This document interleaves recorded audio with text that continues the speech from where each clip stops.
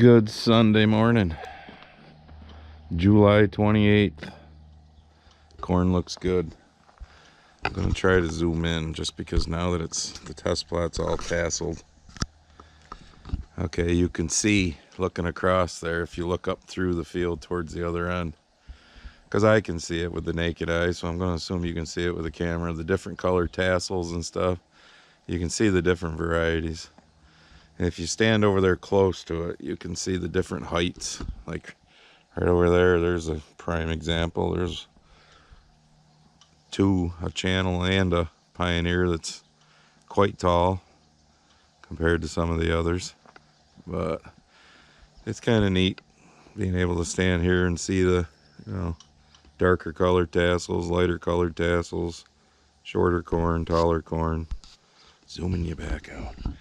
All right, let's go for a drive down the road because I want to show you something. All right, I'm about a half a mile down the road from my house. This is some of my cousin's corn that, don't quote me, but I think was planted around the first week of June. In the first week of June. That looks damn good. That's getting close to tassel. Actually, you can see the flag leaf is what it's called. I've told you about it in other videos. It sticks straight up and the tassel's hidden behind it. Yeah, so that's getting ready to tassel. But so that looks good. I mean, even some of the later planted corn around here looks real good. Actually, I can look out in it and see a few tassels. So it's 28th of July. Next 3-4 days, that'll be completely tasseled out, that field. Here's some of the last beans that were planted. This is the mountain field here, next to the road down in Ira. They look pretty good. They even look good on the steep side hill part here. Yeah, this camera never does this doesn't justify how steep that is. So things are looking good, but we could use some rain. Yeah, it's let me roll my window up so you can actually hear me. It's getting, I don't know, we've had one little storm with 4 tenths, another little storm with 2 tenths.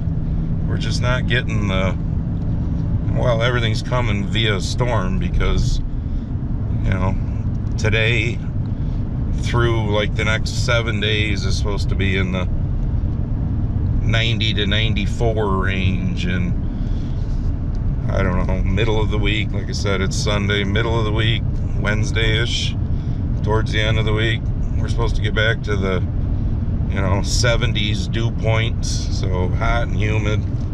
They do show the middle of the week chances of some thunderstorms brewing up, but yeah, we can't get an all-day 1-inch rain. If we get 1 inch of rain, it's in an hour or less. But so yeah, I'm going back by my cousin's corn that I just showed you, and then I'm gonna go back home to the shop. But I wanted to show you this too. My neighbor always leaves some rye fields to harvest for the seed so that he can use it, for cover crops. It must be they're getting ready to do it because I see the grain head sitting here. But yeah, this is what the windstorms have done. I gotta imagine anybody with wheat looks the same way, but yeah, flatten the piss out of it. But we've had a lot of wind when we have these storms. All right, I'm back to the shop. Where you at, Tobe? I was gonna introduce you to people. Oh, there you are. So here's Toby, the new shop cat. Yeah, the neighbors had a race last weekend, and all of a sudden we had a cat hanging around. I'm not saying that's exactly where it came from, but I'm thinking that's where it came from because all of a sudden the cat showed up. So yeah, I'm now feeding a cat out here, but so far he seems like a decent cat. But all right, so let's get right into the dipshits. Okay, and then we're gonna talk about a few other things. So I'm going to my last video, not the live stream. And yes, I've got the door closed. I got the light on so you can hopefully see me, but it's so much cooler in here till about 2, 3 in the afternoon. I don't know if you can tell, that says just over 70. Yeah, between the, you know, the insulation and the cement floor, middle of the afternoon, it gets hot in here. But anyways, the dipshits. Some guy named Bill Randalls, who I pinned his comment in the video that the last video, not the live stream that Jim and I did Friday. And Bill said, "Your boy is going down." Okay, so I said, well, Bill, your boy already did go down for the team, even though he was supposedly the most popular president in history with 81 million votes. And now your girl will definitely go down, but she's been going down her entire life. That's how she got to where she's at in politics. Yeah, and some of you had fun with him after that. But of course, then old TT had to jump in because, you know, TT, totally Trump. He has nothing better to do. Oh, wait, first it was Ronnie Riel, or Riel, or however he pronounces his name, who told me to stop spreading lies. Huh, I said, really? You mean like your lamestream media and the left does? All the lies they spread about Trump? But I'm telling you. So, and what Ronnie Riel or whatever was, he said I was spreading lies because I said old Camel Toe has never gotten a single primary vote, but yet she's all of a sudden going to be the Democratic nominee for president. And he accused me of spreading lies. This is how misinformed these people are, and shows what sheep they are, that they'll just go along with what they're told to do. Because if y'all remember back in 2020, she dropped out before the voting even happened in the Democratic primary. Why? Because she was only polling around 1 or 2%. Is she getting any primary votes this year? Oh, wait, that's right. It's already done and over with. No, she's just being anointed by the Democratic Party because all of a sudden they realized what a pudding brain Joe was after he, blundered during the June debate there with Trump. Of course, and then TT says, we'll win and you'll cry. Someday maybe you'll muster up some courage and admit you've been fooled. Go blue. Wow. I mean, it's mind-numbing. These people are such sheeple clowns that they will just, Trump is going to ruin democracy if he gets back in. But yet the Democratic Party just diverted democracy by telling all of you people, your vote doesn't matter. We're going to pick who you're going to vote for. We're going to tell you who to vote for, and you make sure you do because you're good little sheeples. Yep. So who needs to wake up there, TT, totally Trump? Wow, it's sad. Apparently we've decided we wanted to be on camera, and now my phone is ringing. It's my mother. I'll be back. All right. Huh, Toby? My mother needs me to come over and open a can for her that she can't get open. When you get to be that old, you don't have the strength you used to have. But anyway, so I'm just gonna be a bullshit video, and I'll finish it off. Sitting here with Toby the shop cat, and bullshitting, huh, Tobe? Yeah, you're like Buddy the dog was. You've taken over the shop. But anyways, so actually there is one other dipshit, that guy 2 hours east of me there, because I hear that he says his bad corn looks the way it does because he's had 20 inches of rain since planting. It's the 28th of July right now, so you've had 20 inches of rain since May, so basically in less than 3 months. I don't even think you poor bastards up in Watertown area, up the Tug Hill area where we go snowmobiling, and I've taken you guys, have had that much, and you guys had 8 or 9 inches in one storm there that blew through, I don't know what it was, 2-3 weeks ago. And I'm sure some of you have seen, you probably saw it on the national news even, the storm that blew through Rome, New York, where there was a tornado and whatnot. So it's weird the way the weather works. I mean, like I said, we could use some rain. They show some in the middle of the week, but I don't know. When it comes in storms, you never know what you're going to get. But I'm not sure anybody around here has had over 20 inches so far. And if they did, it would be you poor bastards up near Watertown and whatnot. But hey, whatever. So the reason I took you down the road to show you my cousin's corn is, I mean, our cutoff date for crop insurance, now somebody's texting me, is June 10th for corn. So you can still plant corn the first week of June and have, good corn if you feed it properly, which I know my cousin does pre-emerge anhydrous with his chisel plow. They've got a rig set up and they tow the tanks behind the chisel plow and get it in the ground. So, but I don't know. It is what it is. But anyways, going back to the, the original dipshits there with this whole thing about, hopefully someday I'll wake up and see. Do you people not see what's going on in this country? I saw an Instagram post the other day that was just so perfect. I mean, the guy says, let's see, they're trying to put Trump in jail, trying to, assassinate him. Obviously, we saw that happen. They come up with all of these lies. He's going to ruin democracy, which pisses me off because we're a constitutional republic. But yet, he was president for 4 years. And why didn't he do all of these bad things that they're telling everyone he's going to do when he was already president?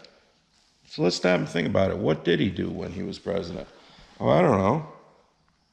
Put the most money into black colleges and universities of any president, and then Pudding Brain is, pretty much put an end to that. Let's see, what else? We had cheap gas. Was that good for the economy? I think so. Low inflation with cheap food. Was that good? I keep asking the question that none of these people can answer. Do you have your own gas stations? Do you have your own grocery stores where it's cheaper? I'm just curious. How about for a couple, a young married couple, let's say, in their late 20s, early 30s, wanting to buy their first home, and now they're looking at 7-8% interest rates for their mortgage versus 2 to 3% when Trump was president. Is that good? I'm just curious. Is there do you all have your own special bank that the interest rates stayed low? I mean, did you not like not being in any wars or sending all of our tax dollars to fund a war? Russian collusion. But yet, Putin invaded Ukraine under Pudding Brain, not under Trump, who a lot of you said, oh, Trump is a Russian spy. I mean, what is it that I need to wake up to? That's my question. I'm just curious. What is it that I need to wake up to that you already see that is so fucking great? Enlighten me. Stop telling me I need to wake up and see the light. Show me what the light is. Right, Toby? Tell him. Show us what the light is, right? Yeah. Oh, and here's your one more thing. Maybe I figured it out. Maybe the light that I need to see is what just happened at the Olympics there, the opening ceremony. No, I didn't watch it. I'm not going to watch any of the Olympics because it's turned into woke bullshit. But when they start doing freaking drag queen, trans, whatever that shit was, because it's all over, social media, so you can't not see it. I mean, is that what I'm supposed to wake up and see? That's what the new world is supposed to be like? I mean, holy fuck. I want to go back to the days where we watch the Olympics because it was exciting to watch Carl Lewis, Michael Johnson, FloJo. You know, it was exciting to see these people with the American flag. You know, LeBron carrying our flag. Yeah, okay. Yep, that didn't have anything to do with DEI, did it? You know, a guy who complains about how shitty our country is and whatnot, and how systemic racist we are, even though he's a billionaire now, and they pick him to carry the flag. Yep, okay. Sure. I need to wake up to that. So, and I want to address one more thing on this one more thing. Still just, I don't know if it's allergies or what. Boy, the past couple weeks, it's horrible. But on the live stream, I had somebody comment afterwards, and yeah, I'm not bringing up people's names. I mean, I know you've watched for a long time, but the whole Netflix thing got brought up during the live stream, and everyone's, oh, we're dropping Netflix, blah, blah, blah, blah, blah. And I made the comment that I'm like, the only thing I usually watch on Netflix are some, I call them conservative shows that, you know, aren't the libtard, whacked out shit. And I'll watch movies with guys like Mel Gibson and conservative people, you know. And this one person kind of took me to task a little about, you know, well, I can't believe the way you know, think and whatnot, that you wouldn't go along with dropping Netflix because they gave $7 million to Kamala Harris's campaign. Let's get something straight, okay? And I don't remember the dude's name, but he was one of the original founders, I guess, of Netflix and probably the original CEO.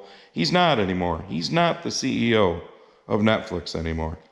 So because this dude individually donated $7 million, somehow it's the company's fault. It's Netflix's fault. And I'm not saying Netflix ain't, you know, on the liberal side, but do you ever stop to think that this is what they want conservative people to do so they can go, oh, look at the stupid Republicans, look at the stupid conservative people, you know, boycotting everything.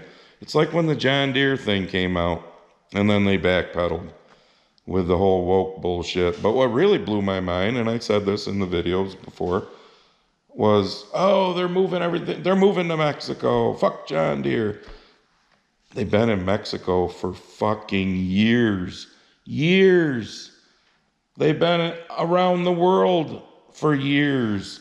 Are they moving some more jobs there? Yep. Not even going to get into the reasons why. We all know the reasons why.